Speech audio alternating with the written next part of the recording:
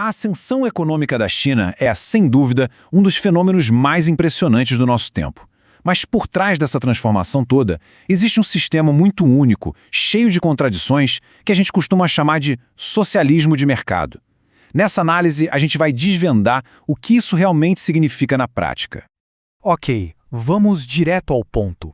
A pergunta central que guia a nossa conversa hoje é essa: como é que um país, que antes era isolado, basicamente agrário, virou a fábrica do mundo e um gigante da tecnologia em pouquíssimas décadas? A resposta, como vamos ver, está num modelo que mistura pragmatismo com um monte de contradições. Para a gente entender o tamanho dessa virada, a gente precisa primeiro dar um passo atrás e ver qual era o ponto de partida. Antes das grandes reformas de 1978, a economia chinesa, nossa, era um mundo completamente diferente do que a gente conhece hoje. Pensa só, naquela época, a economia chinesa funcionava no modelo super rígido de planejamento central, muito na linha do que era a União Soviética. O resultado?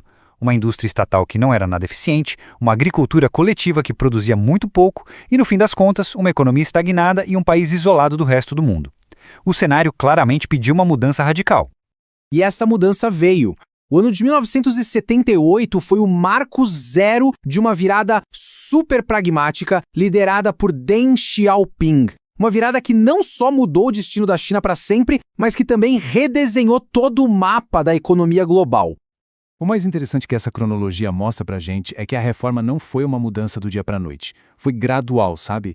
Tudo começou ali em 78 com as 4 modernizações. Aí, no comecinho dos anos 80, eles criaram as zonas econômicas especiais, que eram como laboratórios para testar a economia de mercado. E depois veio o boom das empresas de cantão e povoado, que levaram a indústria para o campo. Foi um processo metódico, passo a passo, tudo muito bem calculado.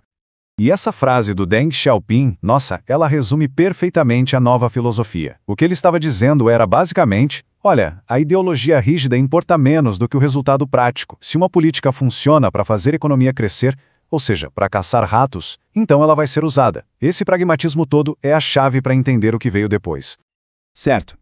E qual foi o resultado de toda essa filosofia pragmática?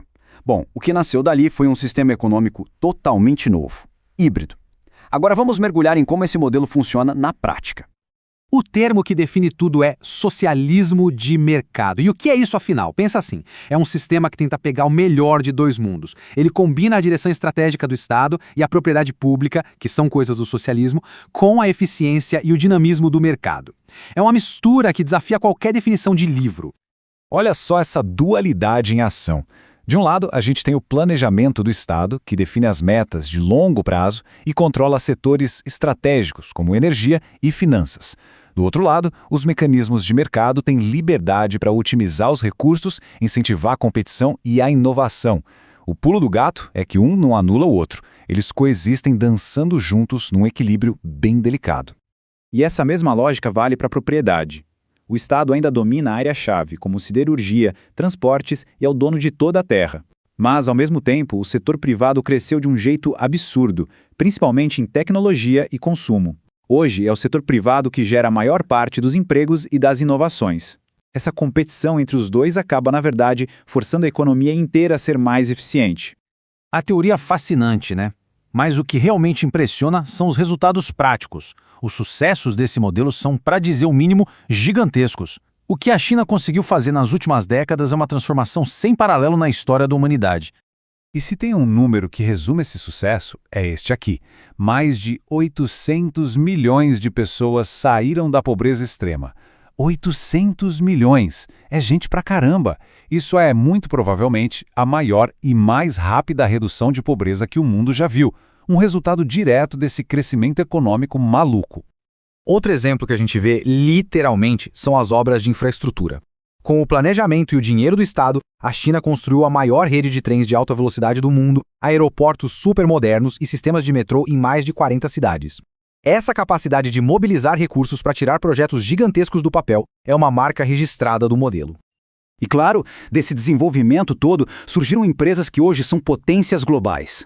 E isso aconteceu nos dois lados, tanto no setor estatal, com empresas como a Baosteel, gigante do aço, quanto no setor privado, com nomes que todo mundo conhece, tipo Huawei, Alibaba e Tencent.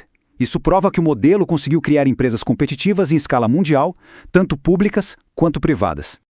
Mas é claro que essa história não é só um conto de fadas. Um crescimento tão rápido e tão intenso, inevitavelmente, cria problemas novos e muito complexos. Então agora, vamos dar uma olhada no outro lado da moeda.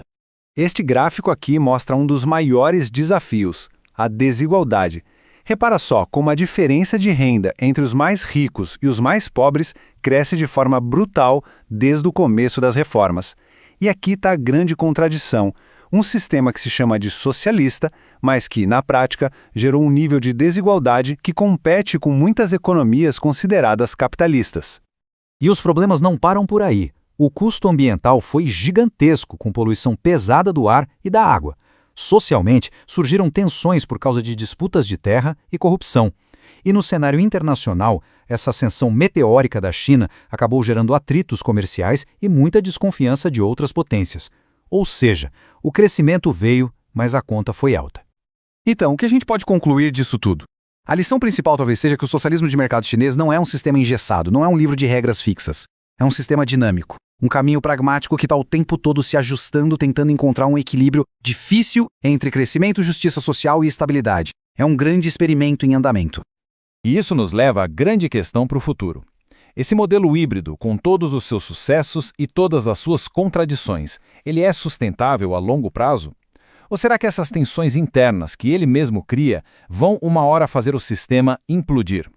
A resposta para essa pergunta vai definir não só o futuro da China, mas, sem exagero, o equilíbrio do mundo todo nas próximas décadas.